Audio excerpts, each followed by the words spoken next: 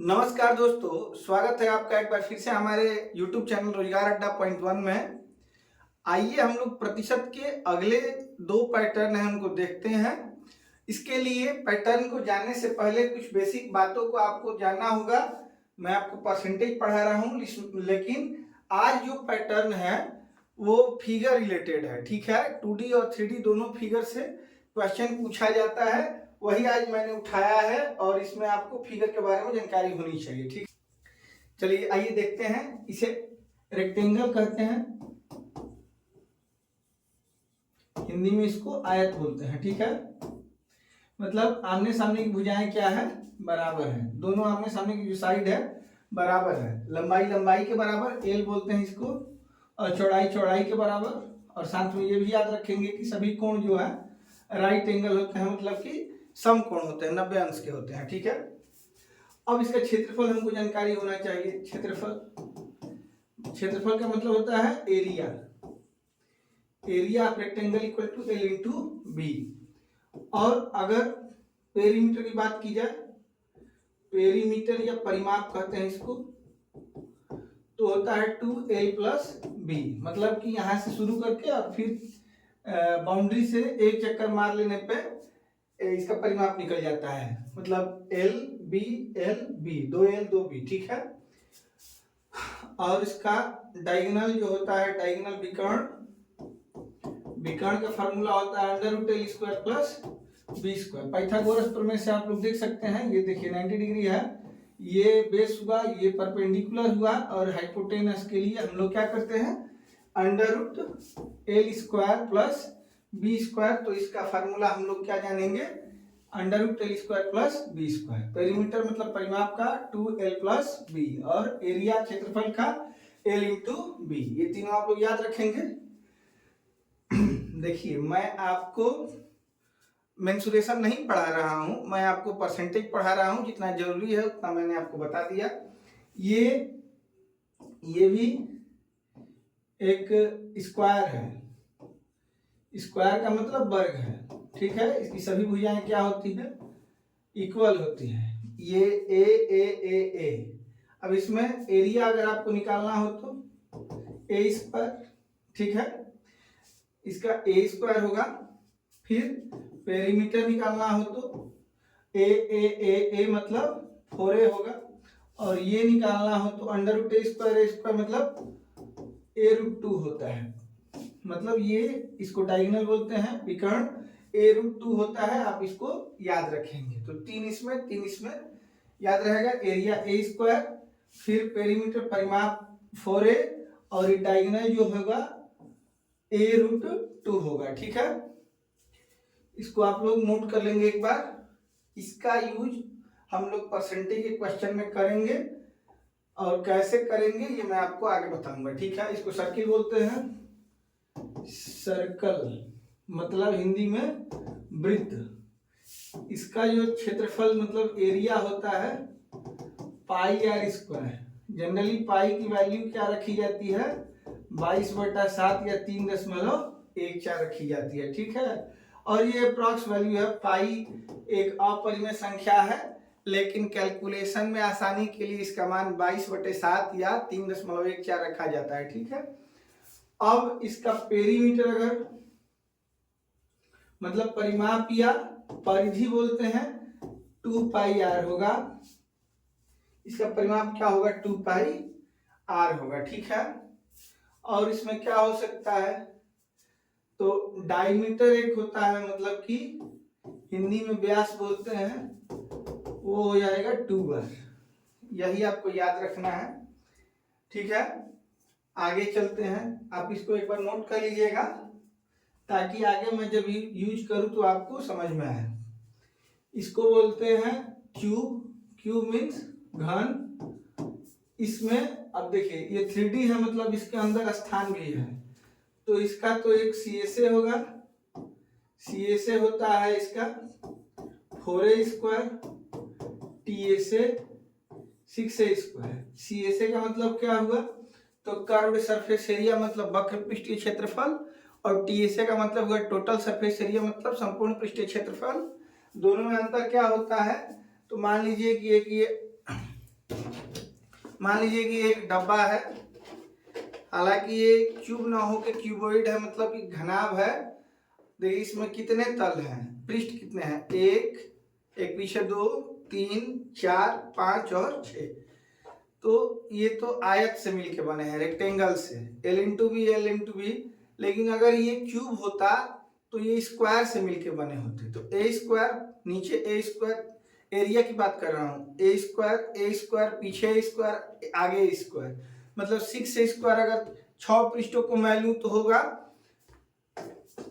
तो उसको बोलते हैं टोटल सरफेस एरिया, मतलब कि हिंदी में अगर बोला जाए तो संपूर्ण पृष्ठीय क्षेत्रफल। ठीक है, अब इसमें अगर ढक्कन को और तली को हटा दिया जाए तो जो बचेगा, मतलब चारों दीवार 1 2 3 और 4 ही दीवार बचेंगी, तो उसका क्या हो जाएगा, एक दीवार का क्षेत्रफल a², ढक्कन और तली को हटा दिया जाता है तो सी से हो जाता है, मतलब 4a²। हिंदी में इसको बोलते हैं वक्रपृष्ठ या पार्श्व पृष्ठीय क्षेत्रफल। ठीक है, CSA को याद रखेंगे 4a², TSA का होगा 6a², और वॉल्यूम मतलब आयतन के लिए आप लिख सकते हैं a³। ठीक है, अगर इसकी भुजा क्या है, a है, तो ये क्या हो जाएगा, a³ हो जाएगा। ठीक है, वॉल्यूम मतलब आयतन, इसमें कितना स्थान है वो ज्ञात करने के लिए क्या हो जाएगा, a³। ठीक है, बात हुई घनाभ की, CSA 4a², TSA 6a², और वॉल्यूम की बात करें तो a³। ठीक है, इसको मैं मिटा दूं,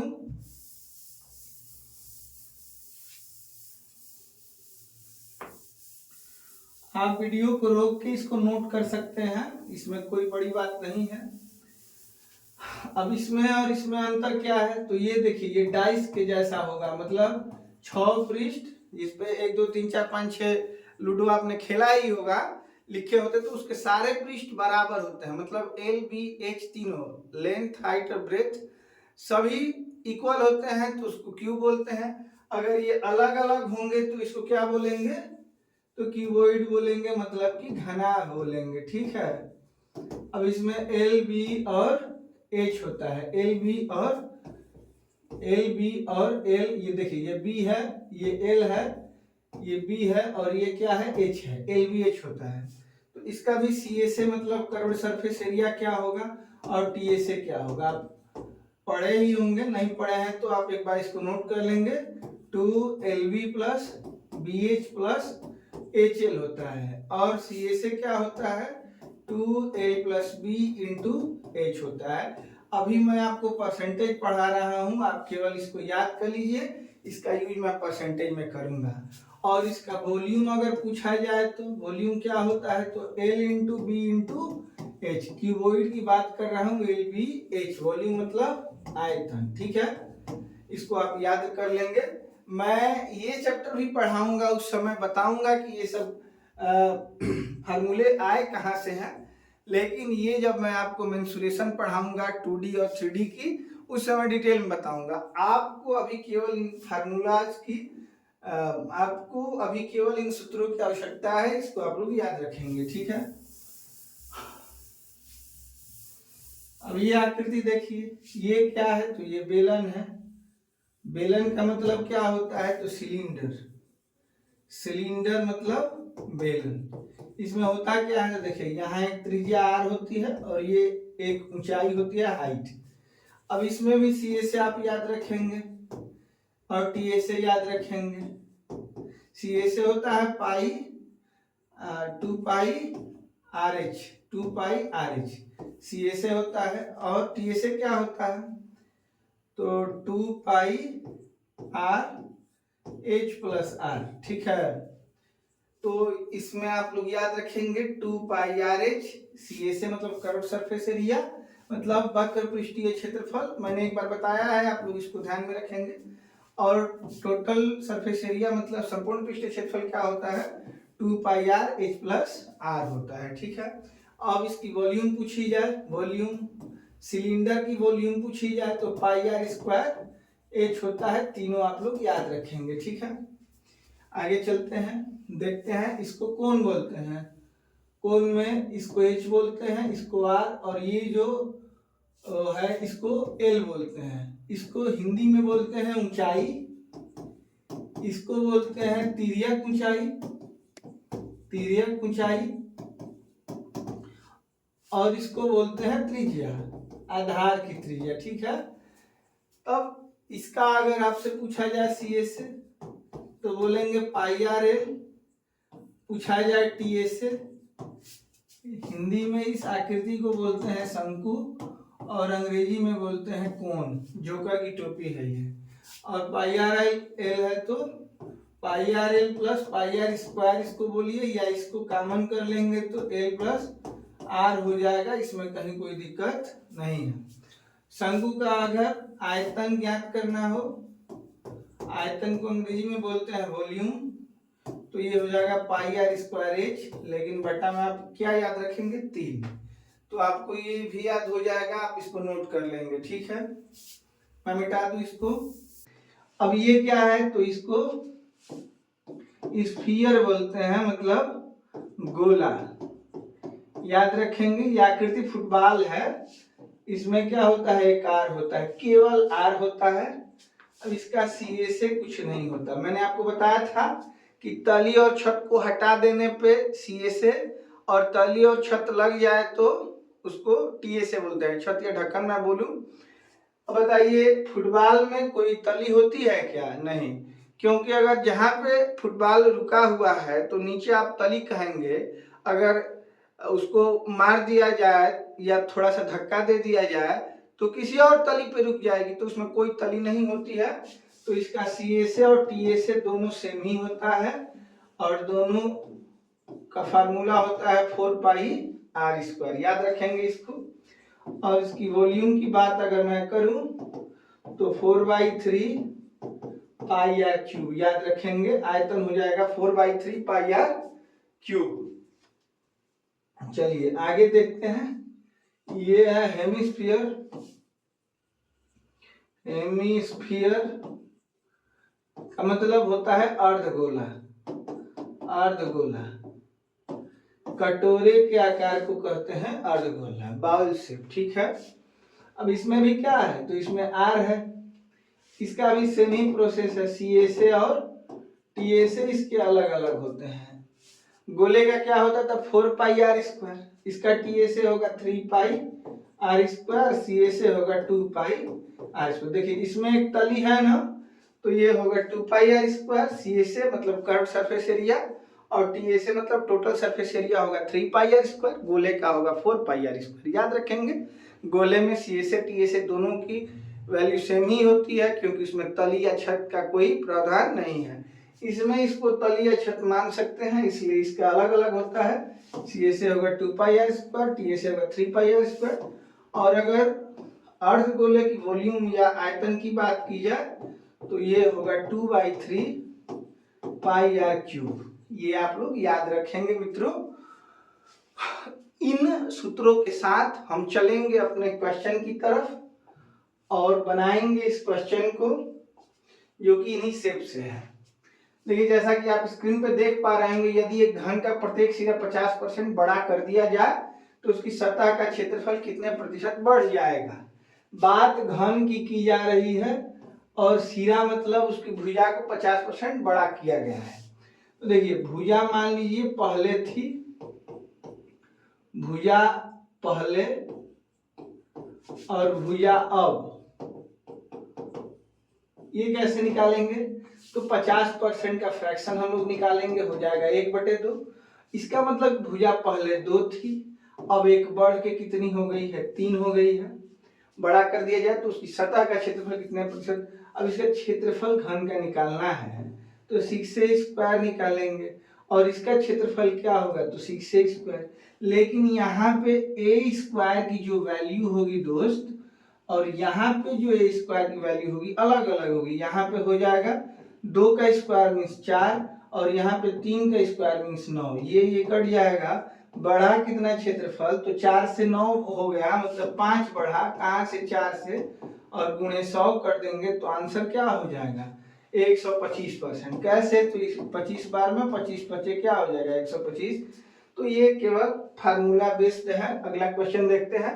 वर्ग की लंबाई और चौड़ाई में क्रमशः 30% और 20% बढ़ा दिया गया है। मान लीजिए कि एक वर्ग है, 30% बढ़ाने का मतलब है, फ्रैक्शन होता है इसका 3/10, मतलब कि पहले था 10 और अब हो गया है 3 बढ़ के 13। लंबाई की बात है। 20% की वृद्धि चौड़ाई में की गई है। 20% का फ्रैक्शन होता है 1/5, पहले था 5 और 1 बढ़ के हो गया है 6। अब बताइए इसका क्षेत्रफल क्या होगा। 10 बचे 50 और ये 13 छक 78, मतलब कि 50 से 28 बढ़ा। कहां से बढ़ा? तो 50 से, और गुणे क्या कर देंगे 100 कर देंगे। बहुत आसानी से इसको सॉल्व कर सकते हैं। 50 दूनी 100, 28 दूनी 56%। ये डी ऑप्शन आपका क्या हो जाएगा, सही होगा। लेकिन इसके लिए मित्रों आपको ये पता होना चाहिए कि ये लंबाई थी, ये चौड़ाई, तो क्षेत्रफल लंबाई गुणे चौड़ाई कितना हो जाएगा 50। आगे बढ़ के लंबाई 13 और ये हो गई 6, तो इसका गुणा, क्योंकि लंबाई गुणे चौड़ाई ही क्षेत्रफल का फार्मूला होता है 78। चाहे आप तो यहाँ भी कटा सकते हैं इसको 25 और इसको 39 कर सकते हैं। बढ़ेगा कितना? तो ये 14 बढ़ेगा, कहाँ से 25 से, और गुणे 100। इस तरीके से भी आप 14 चौका कितना ला सकते हैं 56 ला सकते हैं। इसमें कोई बड़ी बात नहीं है। आगे देखते हैं। यदि किसी वृत्त की त्रिज्या में 50% की वृद्धि कर दी जाए, मतलब पहले त्रिज्या कितनी थी, अब त्रिज्या कितनी हो गई। 50% वृद्धि का मतलब होता है मित्रों, पहले 2 थी और अब 1 बढ़ के कितनी हो गई है 3 हो गई है। ठीक है, तो ये देखिए क्षेत्रफल में कितनी वृद्धि होगी, तो इसका क्षेत्रफल क्या होता है पाई आर था पहले 2, तो 2 का स्क्वायर, और यहाँ पाई आर हो गया है 3, तो 3 का स्क्वायर। पाई को पाई से काट देंगे, ये 4 से हो गया है 9, तो इसका भी सेम ही आंसर होगा कितना 125%। क्यों? क्योंकि इसमें वृद्धि कितनी हुई है 5 की, कहाँ से 4 से, और गुणे क्या कर देंगे 100, कट के आ जाएगा आपका कितना 125%।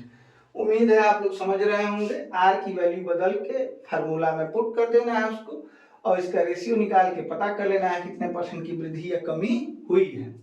आगे देखते हैं। यदि एक आयत की लंबाई में 12% और चौड़ाई में 10% की वृद्धि हो जाती है, तो उसके क्षेत्रफल में कितने परसेंट की वृद्धि होगी।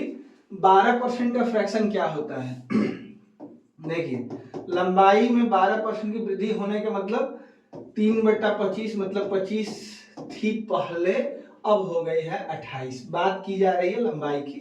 चौड़ाई में 10% की वृद्धि हो गई है, मतलब कि 1/10, पहले थी 10 अब हो गई है 11। अब बताइए क्षेत्रफल क्या होगा। तो 25 गुणे 10 क्या हो जाएगा 250, और ये 28 गुणे 11 हो जाएगा। कटा सकते हैं हम 125 बार में, इसको 14 गुणे 11 कर लेंगे, तो देखिए हो जाएगा 125 रेशियो 11 चौक 44 के 4 हासिल 4, 11 कम 11 4 15। अब 125 रेशियो 154 का क्या मतलब है, तो आप लोग देख सकते हैं बढ़ा है कितना, तो 25 और 4 29। कहां से बढ़ा है 125 से, और गुणे 100 कर देंगे। 25 पांचे 25 चौके 100, तो ये कंप्लीट नहीं होगा। 29 बाहर है, नीचे 5 है, और गुणे में 4 है। इसको मैं आसानी से आपको करना सिखाऊं, तो ये 4 को बाहर रखेंगे, ये भाग देंगे आप, तो 5 सही 4/5 आ जाएगा। 50 25 4 29/5, अब 4 बचे 20, फिर 4 चौके 16/5, तो 20, और ये 3 सही 1/5 है, तो 23 सही 1/5 का मतलब है 23.2। आसान कैलकुलेशन है, ये आप लोग सीखे होंगे पहले भी मुझसे। अगर नहीं देखे हैं तो जाके बेसिक वीडियो को देखिए कि आपको कैलकुलेशन अच्छे से समझ में आए। ठीक है, आगे देखते हैं। एक वृत्त की परिधि को 50% कम कर दिया जाए तो उसके क्षेत्रफल। देखिए वृत्त में परिधि घटाने की बात हो, त्रिज्या घटाने की बात हो, व्यास घटाने की बात हो, आपको सीधे सीधे त्रिज्या घटाना है। ठीक है, कहे परिधि घटाने को, कहे कि त्रिज्या घटानी है, कहे कि व्यास घटाना है, कुछ भी कहे, आपको केवल और केवल त्रिज्या घटानी है। वृत्त में त्रिज्या को छोड़ के कोई एक वेरिएबल नहीं होता है। ठीक है, तो ये देखिए 50% कम करना है, कहे परिधि, कहे त्रिज्या, कहे व्यास, कुछ भी कहे, आपको त्रिज्या ही बढ़ाना या घटाना है। बढ़ाने की नहीं, कम करने की बात की गई है। मतलब 2 से 1 कम करने के। देखिए 50% का फ्रैक्शन क्या होता है, 1/2। पहले 2 था, 1 कम कर दिया गया तो क्या हो जाएगा, 1 हो जाएगा। ये रेशियो है, ठीक है। अब इसका क्षेत्रफल, इसके क्षेत्रफल में क्या कमी होगी, तो पाई आर स्क्वायर मतलब पाई और 2 का स्क्वायर 4, और यहाँ पाई और 1 का स्क्वायर 1 ही होगा। पाई पाई कट जाएगा, कितना कम है, 3। कहाँ से कम है, 4 से गुणे 100, इसको कहते हैं 75%। तो क्षेत्रफल में कितने परसेंट की कमी होगी, 75% का। डी ऑप्शन सही है, ठीक है। आगे एक वर्ग की भुजा 30% बढ़ा दी जाती है। 30% बढ़ाने का मतलब क्या है, मतलब 3/10। पहले थी भुजा कितनी, 10, अब और 3 बढ़ के कितनी हो गई, 13। क्षेत्रफल उतना ही रखने के लिए दूसरी भुजा कितनी घटानी पड़ेगी, तो जितना बढ़ा है उतने घटा दीजिए। मतलब 3 घटाएंगे, कहाँ से घटाएंगे, 13 से, और गुणे क्या हो जाएगा, 100।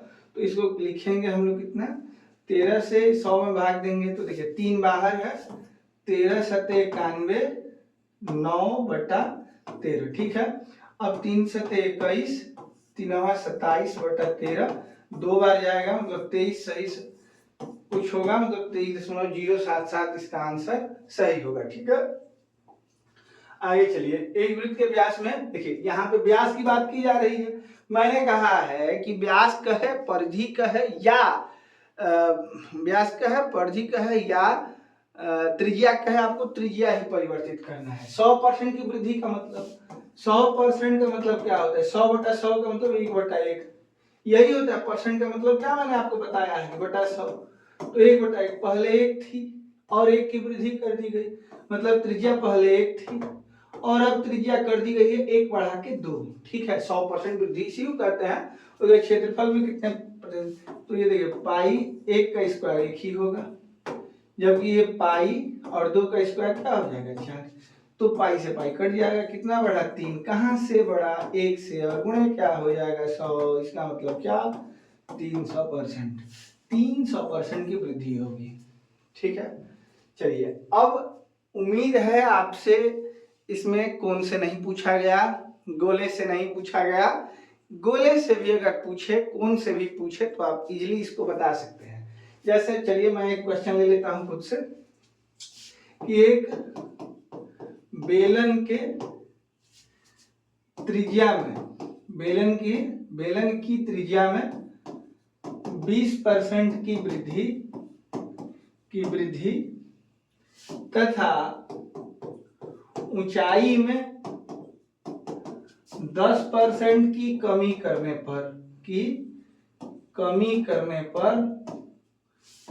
पर उसके आयतन पर क्या प्रभाव पड़ेगा, आयतन पर क्या प्रभाव पड़ेगा। बात बेलन की जा रही है, त्रिज्या 20% बढ़ा दी गई है। 20% बढ़ाने का मतलब होता है दोस्त, 5 थी त्रिज्या, बना दी गई है कितना, 1 बढ़ा के 6 कर दी गई है, ठीक है। और 10% हाइट को घटा दिया गया है। 10% का फ्रैक्शन होता है 1/10, पहले 10 था हाइट, अब कितना कर दिया गया है, तो 1 कम मतलब 9 कर दिया गया है, ठीक है। अब आयतन का फार्मूला मैंने आपको बताया है बेलन का, पाई आर स्क्वायर मतलब 5x5, और h की वैल्यू कितनी हो जाएगी, 10। और इधर अगर निकालना हो तो पाई r की वैल्यू 6 है तो 6x6, और h की वैल्यू हो जाएगी 9। आसानी से आप इसको कर सकते हैं, पाई से पाई कट जाएगा। चाहे आप तो कटा भी सकते हैं, नहीं चाहे 50 25 यहाँ कितना हो जाएगा, 250, और ये रेशियो हो जाएगा 6 का 36 और 9 36 9 क्या हो जाएगा, 6 9 54, 4 हासिल 5, 9 27 5 32, 324। तो देखिए 50 और 24, 74 बढ़ा है। कहाँ से बढ़ा है, तो 250 से बढ़ा है, और गुणे 100 कर देंगे, 0 से 0 कट जाएगा, 5 5 25, 5 दूनी 10। तो ये जो भी आए, अभी आएगा कितना, 2 बाहर खड़ा है, 14 75, 4/5 मतलब 14 दूनी 28, 2 चौके 8/5, 1 बार जाएगा 28, और 5 एकम मतलब 1, 3/5, 29 सही 3/5 होगा। ये मैंने खुद से ही लिया था, इतनी वृद्धि होगी, क्योंकि 250 से बढ़ के कितना हो गया है, 324 हो गया है। उम्मीद है आपसे किसी भी फिगर से ऐसा क्वेश्चन पूछा जाए तो आप निश्चित रूप से इसको बता पाएंगे। ठीक है, आइए दोस्तों अगला जो पैटर्न हम लोग देखेंगे चुनाव से रिलेटेड प्रश्न इसमें देखेंगे। चुनाव से जो रिलेटेड प्रश्न होते हैं उसको जानने के लिए सबसे पहले आप देखिए, ये क्रम आपको याद होना चाहिए, समझ लेंगे तो सबसे पहले चुनाव में सबसे पहले जो तैयार होती है वोटर लिस्ट तैयार होती है। वोटर लिस्ट में जिन लोगों का नाम होता है वही कुल मतदाता होते हैं। इनमें से लोग कुछ वोट डालने जाते हैं, ठीक है। तो ये जीत तक पहुंचने के लिए महत्वपूर्ण क्या है, वोटर लिस्ट है। वोटर लिस्ट में जो लोग हैं वो डाले गए वोट उसमें महत्वपूर्ण है, कुछ लोग नहीं जाते हैं, वो जीत और हार में उनका कोई महत्व नहीं होता। डाले गए वोट, फिर इसमें से वैध मत इंपॉर्टेंट है, मतलब और मान लीजिए कि आपको ये वैध मतों की संख्या मान लीजिए कि ये एक चुनाव चिन्ह है कमल का फूल, ठीक है, और यहाँ पे एक चुनाव चिन्ह है साइकिल, ठीक है, साइकिल चुनाव चिन्ह है एक, ठीक, और एक कमल का फूल है। अब मुझे मुहर लगाना है, मुहर आपको आपने वोट दिया होगा तो एक ऐसा मिलता है, ठीक है, इसी को इस पे ठप्पा लगाना है। कभी कभी कुछ लोग क्या करते हैं कि गलती से ठप्पा यहाँ लगा देते हैं। अब देखिए, अब इस वोट को क्या किया जाएगा, वैध कहा जाएगा कि अवैध कहा जाएगा, तो ये इनवैलिड वोट होगा। इनवैलिड वोट क्यों होगा, क्योंकि ये ना तो पूरी तरह से कमल में है और ना ही पूरी तरह से साइकिल में है, ठीक है। तो आप ऐसे वोटों को इग्नोर करेंगे क्योंकि इसको गिना नहीं जाएगा, किसी में काउंट नहीं किया जाएगा।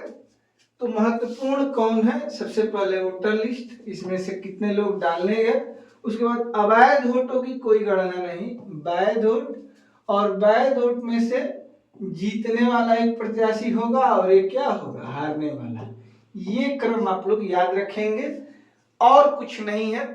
थोड़ा सा इसमें आपको मैं फ्रैक्शन समझाऊंगा, एक दो क्वेश्चन करके बताऊंगा, उसके बाद आप सभी क्वेश्चन कर लेंगे।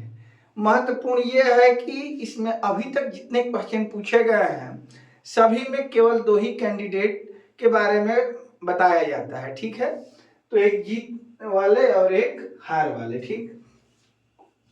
चलिए देखते हैं, एक चुनाव में 2 उम्मीदवारों ने भाग लिया, एक को 60% मत मिले और वह 1600 मतों से जीत गए। चलिए 2 भाग मैं कर दे रहा हूं, एक को 60% वोट मिले तो दूसरे को कितने वोट मिले होंगे, 40%, क्योंकि टोटल होता है कितना, तो 100% होता है, ठीक है।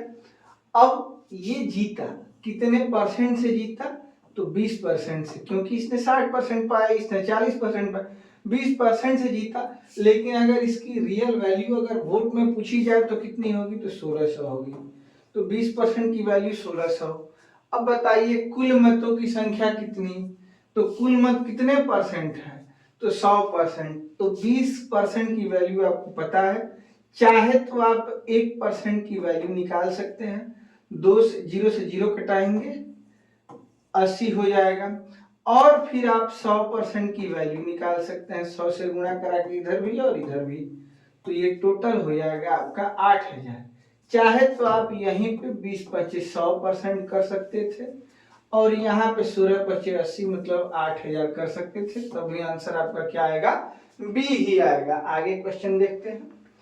चुनाव में केवल 2 उम्मीदवार थे, उनमें एक उम्मीदवार को 40% मत मिले और वह एक अन्य उम्मीदवार से 298 मतों से हार गया। तो सेम ही क्वेश्चन है, इस बार एक को 40% मिले हैं तो दूसरे को निश्चित रूप से 60% मिले होंगे। ये हारे महोदय कितने परसेंट से, 20% से, लेकिन इसकी वैल्यू कितनी दी गई है, 298 दी गई है। अब पूछा ये जा रहा है कि डाले गए कुल मतों की संख्या कितनी थी, कुल मतों की संख्या 100% होती है, 5 से इसमें गुणा कराएंगे 100 बन जाएगा, 5 से इसमें गुणा करेंगे तो ये हो जाएगा 8 × 40 के 0, 8 9 5 9 45 और 4 49, इसमें 90 यही दिख रहा है, 1490 होगा, गुणा कर लीजिएगा ठीक से, ठीक है। आगे देखते हैं क्वेश्चन। एक चुनाव में एक उम्मीदवार जिसे 84% मत प्राप्त हुए, इतने मतों से बहुमत से निर्वाचित हुआ। देखिए एक को 84% मिला है, तो दूसरे को निश्चित रूप से कितना परसेंट मिला होगा? 16%, क्योंकि टोटल मत कितने होते हैं? 100%। अब ये कितने परसेंट से जीता? 14 से 6 को घटाएंगे 8 होगा, और 7 से 1 घटाएंगे 6 होगा। 68% मतों से जीता है, जिसकी वैल्यू क्या दी गई है? 476 दी गई है। ठीक है, 68 से आप इसको घटाएंगे तो 1% की वैल्यू हो जाएगी 476 बटे 68। 17 से घटाएंगे 17 दूनी 34। ठीक है, और 13 आएगा, 17 8 136, 17 चौके 68, 4 से कटाएंगे 7 बार में 1% की वैल्यू 7 आ गई। कुल मतों की संख्या 100% की वैल्यू क्या हो जाएगी? 700। बहुत ही आसान क्वेश्चन है। आगे चलते हैं अगले क्वेश्चन पे। एक चुनाव में उम्मीदवार थे, एक उम्मीदवार को 38% मत मिले और उसे 7200 मत का नुकसान हुआ, मतलब हार गया वो। तो देखिए 38% मिलने का अर्थ है कि दूसरे को कितना मिला होगा? तो उसको मिला होगा 62%। तो कितने का नुकसान हुआ? उसका नुकसान जो हुआ ये हुआ 12 से 8 को घटाएंगे 4, और 5 से 3 को घटाएंगे तो 2, 24%। लेकिन इसी को क्या कहा गया है? 7200 मत। तो 1% की जो वैल्यू होगी 24 तिया 72 होता है, तो 300। 100% की वैल्यू क्या हो जाएगी? 30,000। कुल मतों की संख्या अगर पूछा जाए तो 30,000 इसका आंसर होगा। आगे चलते हैं। अब देखिए इसमें अवैध मतों की बात हुई है, इसमें डाले गए मतों की बात हुई है, इसमें पंजीकृत मतदाताओं की कुल संख्या पूछा गया है। दो प्रत्याशियों के बीच हुए एक चुनाव में 75% मतदाताओं ने अपने मत डाले। देखिए अब यहां हम लोग करेंगे वोटर लिस्ट। ठीक है, फिर डाले गए वोट। इसको मैं थोड़ा सा शॉर्टकट में लिखूं ताकि इसमें आ जाए। वोटर लिस्ट, फिर डाले गए वोट। ठीक है, उसमें 2% अवैध है, अवैध का कोई लेना देना नहीं है। वैलिड वोट, वैध वोटों को हम लोग लेंगे। चलिए मैं लिख ही देता हूं, वैध मत। और उसके बाद 75% थे, एक प्रत्याशी ने 92 से 61 मत प्राप्त किया, और वैध मत को 75% थे। तो जो 75% पाएगा मित्रों जीत जाएगा। तो यहां मैं जीते हुए का नाम लिख रहा हूं विनर। ठीक है, अब चुनाव में 75% मतदाताओं ने वोट डाले, मतलब कि वैलिड वोटों का वोटर लिस्ट के कितने परसेंट वोट डाले गए हैं? तो इसका फ्रैक्शन होगा 3/4, मतलब 4 वोटों में से 3 लोग, जैसे 4 लोग अगर रजिस्टर्ड थे तो उसमें से 3 लोगों ने वोट डाले हैं। 2% अवैध हो गए, इसका मतलब अवैध से कोई लेना देना नहीं है। 98% वैध हुए हैं, मतलब कि 49/50 इसका फ्रैक्शन होगा। मतलब कि 50 लोगों ने वोट डाला तो उसमें से 49 वोट वैध हुए हैं। अब इसमें विनर को मिला है कितना? 75%। तो 75% का फ्रैक्शन होगा 3/4। मतलब जो वैध वोट हुए हैं वो अगर 4 होंगे तो उसमें से 3 मिले हैं विनर को। 3 किसको मिले हैं? विनर को। मैंने आपको ये भरना सिखाया है। यहाँ पे 3 भरेंगे, यहाँ 3 भरेंगे, यहाँ 49 भरेंगे, यहाँ 4, यहाँ 50 और यहाँ फिर 4 भरेंगे। अब दिया गया है कि एक प्रत्याशी ने 9261 वोट पाए, जो वैध मतों का कितना था? 75% था। मतलब विनर ने जो वोट पाए हैं यहाँ पे लिखा है 3 गुणे 49 गुणे ये 3 है। ठीक है, साफ साफ लिख दूं मैं, ये 3 है, 4 से 3। तो ये हुआ विनर का वोट। इसी की वैल्यू दी गई है 9261। अगर आपने क्यूब याद किया होगा तो 9261 मतलब 9261 21 गुणे 21 गुणे 21 की वैल्यू है। आप इसको सरल करने के लिए क्यूब याद करेंगे तो आपका कैलकुलेशन हमेशा आसान होगा। या तो आप इसको 9261 लिखिए या 21 गुणे 21 गुणे 21 लिखिए। अब इसको मैं कटा दे रहा हूं, 3 7 21 3 सते 21 और 7 7 से घटाऊंगा तो 49 कट जाएगा, यहाँ 1 बचेगा और यहाँ बच जाएगा 21। अब आपसे पूछा जा रहा है पंजीकृत मतदाताओं का मतलब वोटर लिस्ट में कितने नाम थे, तो ये 50 चौके 200, 2 चौके 800, लेकिन एक की वैल्यू 21 है तो 800 की वैल्यू 800 गुणे 21 होगी, मतलब 168 पे 00।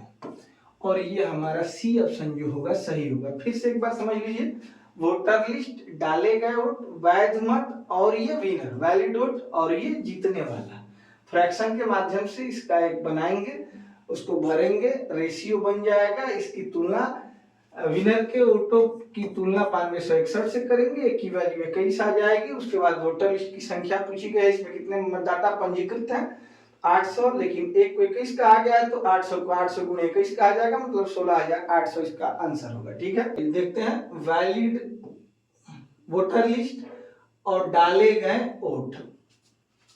ठीक है, इसमें मैंने अभी आपको बताया कि 25 में से 23 लोगों ने वोट डाला है और इसमें से जीतने वाले प्रत्याशी को कुल मतों का मतलब जितने वोटर लिस्ट में है उसका 48% फ्रैक्शन अगर आप लोग इसका निकालेंगे तो 12/25 हो जाएगा, मतलब वैलिड वोट थे 25 तो उसमें जीतने वाले ने कितने पाए, विनर ने पाया है कितना 12। ठीक है, वैलिड वोटर लिस्ट में थे 25 तो विनर ने पाया है उसमें से 12। ठीक है, अब कहेंगे कि तो 13 पा जाएगा लूजर, तो कैसे लूजर हुआ, क्योंकि इसमें से 2 वोट जो हैं वो अवैध हो गए हैं 25 में, मतलब 23 वोटों में से 12 वोट विनर ने पाया तो लूजर ने कितना पाया है, जो हारने वाला है वो 11 ही पाया होगा, क्योंकि गणना तो इसी की हुई होगी ना दोस्त, क्योंकि वोटर लिस्ट से मतलब नहीं है, डाले गए जो वोट है उसी की गणना होती है, जो लोग वोट डालने नहीं जाते हैं उसकी गणना बिल्कुल नहीं होती है। तो लूजर 11 विनर 12 और ये डाले गए वोट 23 और वैलिड वोट कितने हैं 25। आप चाहें तो इसको भर भी सकते हैं, मैं यहाँ आपको भर के दिखा देता हूँ, यहाँ 25 भरेंगे, यहाँ भी 25 भरेंगे, कट जाएगा और विनर 12, वोटर लिस्ट में 25, डाले गए वोट 23। अब आप समझ चुके हैं कि 23 में से जीतने वाला 12 पा गया तो हारने वाला क्या पाया होगा, हारने वाला 11 पाएगा। अब पूछा जाए कि 11 सम्मतों से चुनाव में दूसरे प्रत्याशी को हरा दिया, यहाँ पे कितने मत उससे हरा है, लूजर को 11 मिले, विनर को 12 मिले, एक मत से, एक को क्या कहा गया 11 से, तो चुनाव में कुल मत थे 25 मत थे तो 25 को क्या कहा जाएगा, तो 11 से गुणे 25 कहा जाएगा, 25 से कम 25 5, 25 से कम 25 2 27,500, इसका आंसर हो जाएगा डी। मैं आपको फिर से एक बार समझाने की कोशिश करता हूँ, ये वोटर लिस्ट है, शॉर्टकट में लिखा है मैंने, इसमें डाले गए वोट 23 है, क्यों, क्योंकि 92% का फ्रैक्शन होता है 23/25, आप बटा 100 करके कटाएंगे तो 23/25 आएगा। 25 वोट पंजीकृत थे, उसमें से 23 वोट डाले गए हैं, अब 25 वोट में से 12 वोट विनर को मिले हैं, इसका मतलब कि ये तो 2 लोग डाले नहीं गए हैं, तो परोक्ष रूप से ये बताया गया है कि 23 में से ही 12 वोट मिले हैं, तो लूजर को कितना मिला है 11। अब बताइए, इसको 12 इसको 11, तो ये एक वोट से जीता, लेकिन इसी को कहा गया है 11 से, तो टोटल 25 है, 25 का मान क्या होगा 27,500 होगा, डी ऑप्शन हमारा सही होगा। ठीक है, आगे देखते हैं अगला क्वेश्चन, 2 उम्मीदवारों के बीच हुए चुनाव में एक उम्मीदवार कुल वैध मतों का 55% प्राप्त करता है, 20% वोट अवैध थे, यदि दोनों वोटों की कुल संख्या 75 सीधे उम्मीदवार की, तो इसमें डाले गए वोटों की बात नहीं हुई है, सीधे वोटर लिस्ट, फिर वैलिड वोट, फिर यदि वोटों की कुल संख्या, 2 उम्मीदवारों के बीच हुए चुनाव में एक उम्मीदवार में कुल वोट, विनर को 55% मिला है, विनर को कितना मिला है तो 55%, याद रखेंगे इसको 55%, और डाले गए वोट 20% अवैध थे, तो वैध वोट कितने हैं 80%, इसका फ्रैक्शन होगा 4/5, 5 वोटर लिस्ट में नाम थे उसमें से 4 वैलिड हुए, 55% का फ्रैक्शन होगा 11/20, मतलब 20 वोट पड़े हैं तो 11 विनर को मिले हैं, यहाँ 4 भरेंगे, यहाँ 20 भरेंगे, 4 4 और ये 5 बार में, तो ये 25 वोटर लिस्ट में वोट पंजीकृत थे, उसमें से 20 वैलिड हुए, विनर को 11 मिले, लूजर को 9 मिले होंगे, तभी तो 20 होगा। अब पूछा जाए कि तो दूसरे उम्मीदवार को प्राप्त मतों की संख्या, देखिए वोटों की कुल संख्या 7500 है, यहाँ पे तो वोटों की कुल संख्या 2500 है, इसी को बुक में 7500 बोला है, एक को बोलेंगे 300। तो बताइए दूसरे उम्मीदवार को, दूसरा माने हारने वाला, हारने वाले 9 × 300 कितना हो जाएगा, 2700। ये ऑप्शन हमारा सही होगा। ठीक है।